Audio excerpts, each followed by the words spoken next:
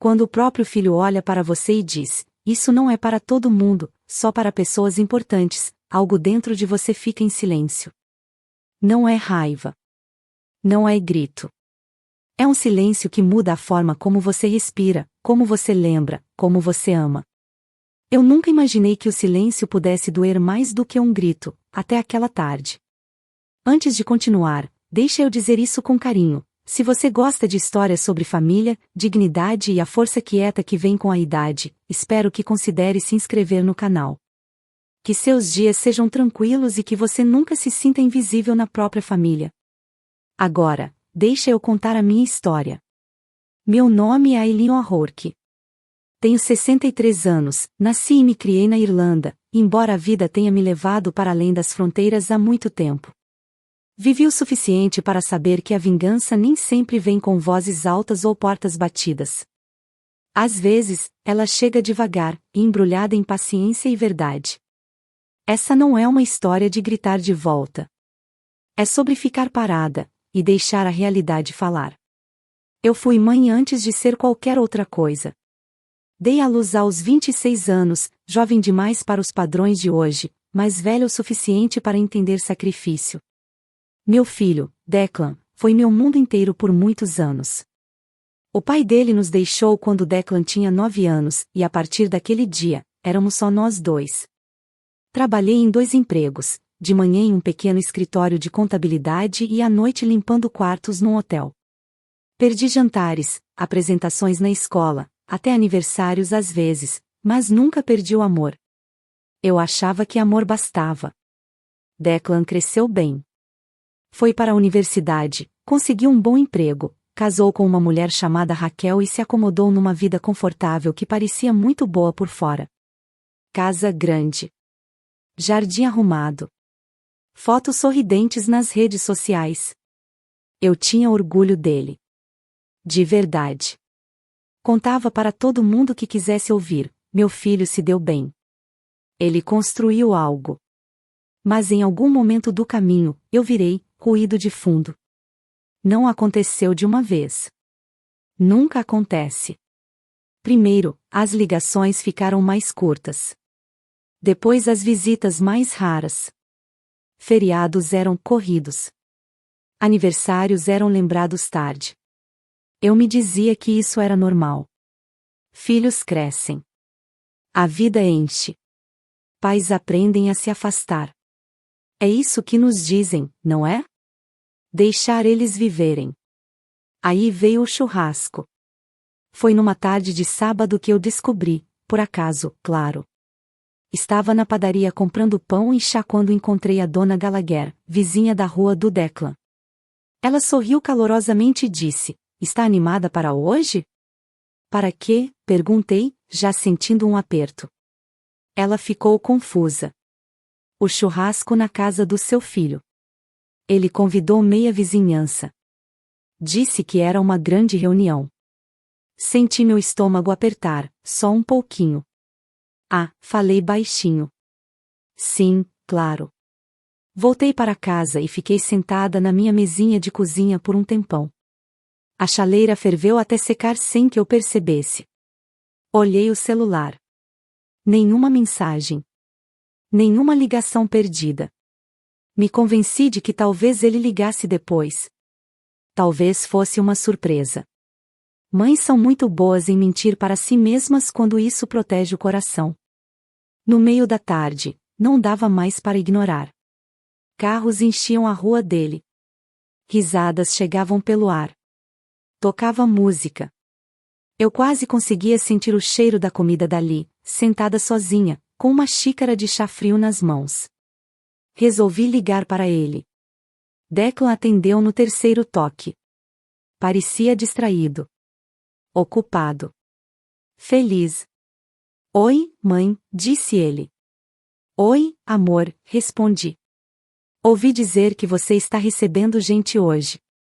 Houve uma pausa. Um respiro longo demais. "Sim", ele disse com cuidado. "É uma coisinha. A Raquel organizou." "Entendi", falei.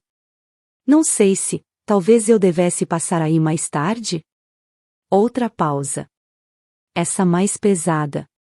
Mãe, ele disse, baixando a voz, isso é realmente só para pessoas importantes. Amigos do trabalho. Vizinhos. Gente que a Raquel conhece. Você entende, né? Não respondi logo. Estava procurando a mulher que eu costumava ser, aquela que corrigia com carinho, que lembrava da bondade. Mas só encontrei uma mulher de 63 anos sentada sozinha numa cozinha silenciosa, de repente percebendo o quanto seu mundo tinha ficado pequeno. Sim, falei por fim. Eu entendo. Ele me agradeceu. Parecia aliviado. E desligou. Não chorei. Isso me surpreendeu. Em vez disso, senti algo se acomodar bem fundo no meu peito, como uma porta se fechando sem barulho. Levantei, lavei a xícara e olhei ao redor da minha casa. As fotos na parede contavam uma história diferente da que meu filho parecia lembrar, fotos de joelhos ralados, dias de formatura, sorrisos tarde da noite e braços cansados segurando um menininho que um dia achou que a mãe era a pessoa mais importante do mundo. Naquela noite, enquanto o sol se punha e as risadas sumiam rua abaixo, preparei um jantar simples. Sopa e pão. Comi devagar, pensando. Repassei as palavras dele várias vezes. Só pessoas importantes. Não gritado. Não cruel. Só, definitivo. Naquela noite, quase não dormi. Não porque estava com raiva, mas porque estava pensando. Sobre anos. Sobre escolhas. Sobre o que acontece quando pais aceitam quietamente serem colocados por último. Na manhã seguinte, algo em mim estava diferente. Mais claro. Acordei com uma calma que não sentia há anos. Eu ainda não sabia, mas aquele churrasco tinha feito algo poderoso. Tinha me lembrado do meu valor. E uma semana depois, Declan entenderia exatamente o que tinha feito. Mas ainda não. Às vezes, os pontos de virada mais profundos chegam em silêncio, sem discussões, sem lágrimas, apenas um momento que te faz uma pergunta simples: o que você vai fazer agora? Eu me fiz essa pergunta na manhã depois do churrasco, e a resposta me surpreendeu até a mim mesma. Eu não acordei amargurada. Acordei observadora. Essa é a palavra. Notei como a luz entrava pelas cortinas, como minhas articulações reclamavam ao me levantar, como minha casa, pequena, arrumada, honesta, guardava décadas de esforço nas suas paredes. Preparei meu chá e me sentei à janela, observando as pessoas passarem apressadas com suas vidas ocupadas, e percebi algo desconfortável, mas verdadeiro. Por anos, eu vinha me encolhendo para ficar perto do meu filho. Me tornando flexível. Conveniente. Calada. Naquela manhã, decidi parar de me encolher. Não liguei para o Declan. Não mandei mensagem para Raquel. Não postei nada online. Em vez disso, fui até a gaveta antiga da escrivaninha, aquela que eu raramente abria porque guardava papéis de uma vida que eu achava que já não importava mais. Dentro havia documentos, cartas e uma pasta azul fina etiquetada simplesmente com o endereço dele. Vocês veem, quando o Declan comprou a primeira casa, foi numa fase difícil. Ele e a Raquel eram recém-casados, o dinheiro era curto, e os bancos não eram gentis com casais jovens naquela época. Eu tinha acabado de receber uma herança modesta da minha tia, uma mulher que nunca se casou, nunca teve filhos, mas sempre dizia: Aileen, faça com que o que eu te deixar te mantenha segura. Usei aquele dinheiro para ajudar meu filho. O sinal. As custas jurídicas. Uma rede de segurança. Na época, não pensei duas vezes. Mães raramente pensam. O acordo foi prático, discreto e combinado sem drama. Meu nome estava em parte da documentação, não porque eu quisesse controle, mas porque era necessário. O Declan me abraçou naquele dia, os olhos cheios de gratidão, e disse: Nunca vou esquecer isso, mãe. Eu acreditei nele. Ao longo dos anos, nunca mais toquei no assunto. Não precisava de agradecimentos. Não precisava de reconhecimento. Certamente não precisava de um convite para um churrasco para me sentir importante. Ou pelo menos era o que eu dizia a mim mesma. Naquela semana depois do churrasco, segui meus dias como de costume. Fiz voluntariado 2 vezes na loja de caridade.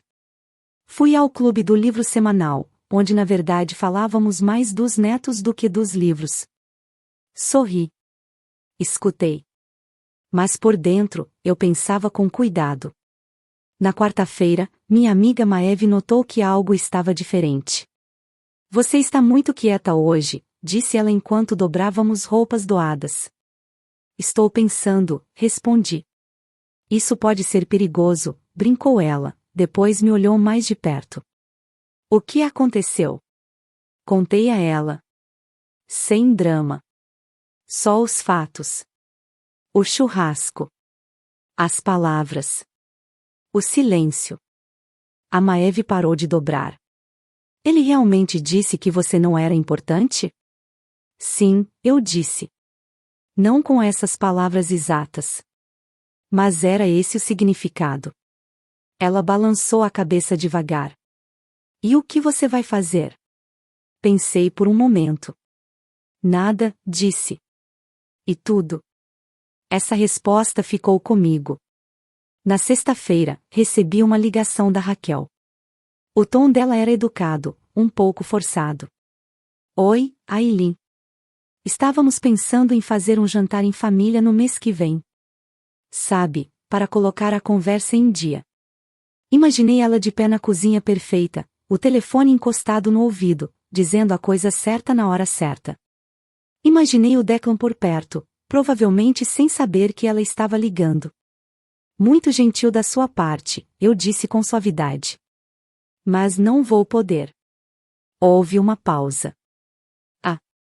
Você está chateada com o fim de semana passado? Não, respondi. E era verdade. Estou só ocupada. Ocupada. Uma palavra tão pequena. Tanto poder. Depois que desliguei, minhas mãos tremeram, não de medo, mas da sensação estranha de escolher a mim mesma. Eu não estava punindo eles. Não estava tramando. Eu simplesmente estava voltando para minha própria vida, um limite silencioso de cada vez. No fim de semana, marquei uma consulta com um advogado. Um homem gentil de cabelos prateados e olhos pacientes. Levei a pasta azul. Conversamos com calma, profissionalmente. Ele explicou minhas opções. Eu escutei com atenção. Você tem certeza de que quer prosseguir? Perguntou ele. Assenti. Nunca tive tanta certeza de nada. No domingo à noite, o Declan finalmente ligou. Mãe, disse ele, parecendo animado, sem perceber o chão se mexendo debaixo dele. A Raquel disse que você não pode vir no jantar do mês que vem. Tá tudo bem? Sim, eu disse. Tudo está exatamente como deve ser. Ele deu uma risada leve. Você está misteriosa esses dias. Sorri, embora ele não pudesse ver. Estou? Depois que a ligação terminou, sentei-me no silêncio novamente, mas dessa vez, era diferente. Não solitário. Intencional. Se você está ouvindo isso e pensando, ela deveria contar para ele? Deveria avisar? Eu entendo esse pensamento. Eu também tive. Muitas vezes. Mas eis o que a idade ensina, se você estiver disposta a aprender, as pessoas raramente entendem lições explicadas com antecedência. Elas entendem consequências. E mesmo assim, só quando elas chegam de forma suave o suficiente para serem inegáveis. No meio da semana, a carta estava pronta. Simples. Jurídica. Clara. Sem acusações. Sem linguagem emocional. Apenas fatos e prazos. Não entreguei pessoalmente. Pedi que o advogado enviasse. Na tarde de quinta-feira, enquanto a chuva batia suavemente na minha janela, recebi uma mensagem do Declan. Apenas 2 palavras. Mãe, me liga. Não corri. Terminei meu chá. Olhei ao redor da minha casa novamente, as fotos, a dignidade silenciosa de uma vida vivida com honestidade. Então peguei o telefone. A voz dele, quando atendeu, não era a confiante de sempre. Era tensa. Insegura. Que carta é essa? Perguntou ele. Por que você não me contou? Respirei fundo. Contar o quê, Declan? Que você tinha direitos. Que as coisas não eram do jeito que eu pensava. Eu podia ouvir a respiração dele agora. Rápida. Preocupada. Você nunca perguntou, eu disse baixinho. O silêncio tomou espaço entre nós, denso e pesado. Naquele silêncio, me perguntei o que ele estava lembrando, o churrasco, as palavras que escolheu tão casualmente, a mãe que ele achava que sempre ficaria quieta no seu lugar. E enquanto eu ouvia ele lutar para encontrar a coisa certa a dizer, percebi algo importante. Isso não era vingança movida por raiva. Era o respeito voltando, passo a passo, para onde tinha se perdido. Mas a parte mais difícil, para nós dois, ainda estava por vir. Porque uma semana depois daquele churrasco, meu filho não voltou só com perguntas. Ele voltou com arrependimento. Quando Declan voltou, não era o homem confiante que um dia me disse que eu não era importante o suficiente. Era o meu filho, incerto, mais quieto, carregando o peso de pensamentos que ele não podia mais evitar. Eu vi o carro dele parando na frente da minha casa no fim daquela tarde. Ele não saiu logo. Ficou ali sentado, com as mãos no volante, olhando para frente, como se a coragem que ele precisava estivesse em algum lugar na estrada à sua frente. Eu observava de trás da cortina e senti algo inesperado, não satisfação, não amargura, mas uma calma profunda e constante. Acontecesse o que acontecesse em seguida, eu sabia de uma coisa com certeza: eu não ia implorar para ser compreendida.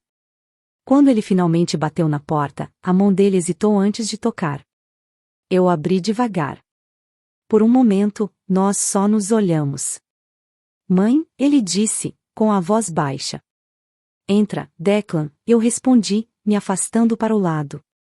Ele entrou na minha casa como um visitante, não como o homem que um dia dominava cada canto dela.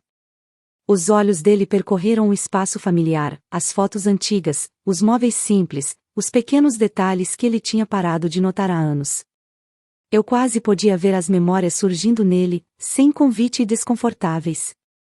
Eu não sabia se você ia querer me ver, ele disse. Eu também não sabia, eu respondi com honestidade. Nós nos sentamos à mesa da cozinha, a mesma onde eu ajudei com a lição de casa, onde ele tomava café da manhã meio dormindo antes da escola. Eu preparei chá, do jeito que eu sempre faço quando as palavras parecem afiadas demais para lidar sem algo quente. Ele foi o primeiro a falar. Quando recebi aquela carta, eu fiquei com raiva. Senti como se o chão tivesse mudado debaixo dos meus pés. Eu assenti. E mudou mesmo. Mas aí, ele continuou, a voz apertando, eu comecei a pensar no porquê aquilo me abalou tanto. E foi aí que caiu a ficha. Eu não tinha só te excluído de um churrasco. Eu tinha te colocado de lado há anos. Ele olhou para mim então, com os olhos cheios de algo que eu não via há muito tempo, consciência. Você me criou para acreditar que as pessoas conquistam um lugar na vida da gente estando presentes, ele disse. E em algum momento, eu decidi que você não precisava mais conquistar isso. Eu achei que você ia sempre ficar. Eu respirei devagar. Achismos são confortáveis, Declan. Até que deixam de ser. Eu disse só às pessoas importantes, ele sussurrou. E nem ouvi a mim mesmo dizendo isso. Esse é o perigo das palavras descuidadas, eu respondi. Elas revelam o que a gente acredita antes de ter tempo de suavizar. Ele engoliu em seco. Eu me envergonho, mãe. Não por causa da carta. Mas porque finalmente me vi do seu lado. Sentada sozinha. Dando desculpas por mim. Foi aí que as lágrimas vieram, não altas, não dramáticas. Só uma liberação quieta da verdade que ele não conseguia mais carregar. Eu não estava tentando te machucar, ele disse. Mas machuquei. Sim, eu disse com delicadeza. Machucou. Não havia raiva na minha voz. Nenhuma acusação. Só fato. Aos 63 anos, eu tinha aprendido que a honestidade não precisa de volume para ser poderosa. Eu não mandei aquela carta para te punir, eu continuei. Mandei porque percebi que passei anos demais protegendo seu conforto às custas da minha própria dignidade. Ele assentiu devagar. Eu vejo isso agora. Nós conversamos por horas naquela noite. Sobre o casamento dele, sobre pressão, sobre como o sucesso pode ensinar a gente a se sentir no direito de tudo, se não tomarmos cuidado.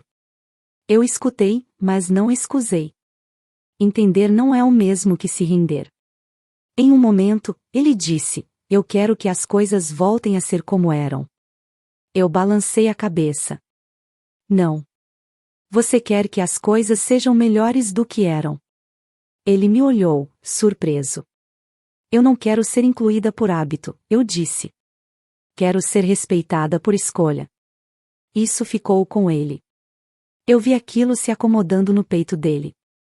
Na semana seguinte, Declan apareceu, não com gestos grandiosos, mas com consistência.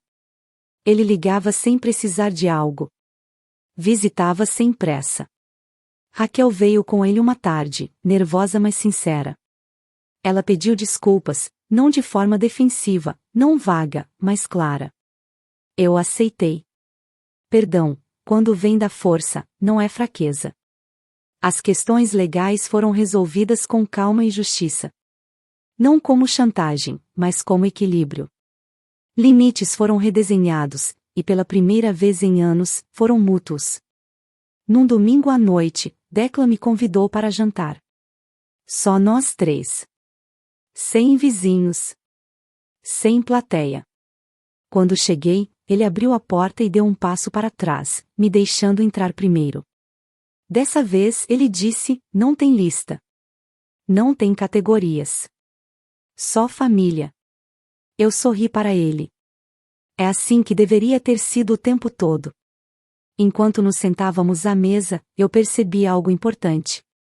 Minha resposta quieta tinha feito o que discussões nunca conseguiriam. Tinha forçado reflexão. Tinha criado espaço para arrependimento, não humilhação, mas crescimento. Se você está ouvindo a minha história e pensando: eu nunca conseguiria fazer isso, deixa eu te dizer uma coisa. Força nem sempre parece confronto. Às vezes, parece dar um passo atrás e deixar as pessoas sentirem a ausência que elas tomavam como garantida. Eu não perdi meu filho naquele dia do churrasco.